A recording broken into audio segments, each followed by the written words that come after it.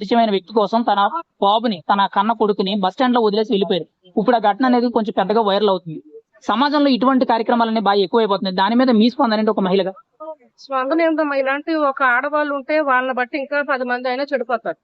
కానీ ప్రపంచంలో తల్లికున్న పేరు ఎవరికి ఉండదు. కానీ ఆమె ఆ తల్లి పేరు చెడగొట్టింది.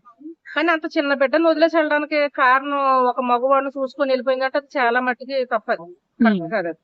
అంటే ఈ రోజుల్లో చాలా మందికి కూడా స్వేచ్ఛ అనే పేరుతో, స్వతంత్రం అనే పేరుతో బయట ఆడవాళ్ళందరూ ఇలాగే చేస్తున్నారు. ఒక బయట వాడి కోసం భర్తను చంపాడు, లేకపోతే భార్య భర్తను చంపాడు. ఇదంతా కామన్ అయిపోయింది ఇంకా.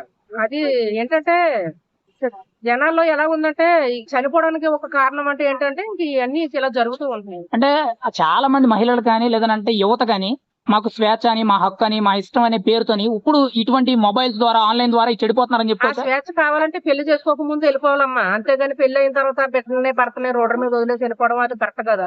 అది ఆడదాన్ని అనిపించుకోదు. ఆడదై పుట్టిన తర్వాత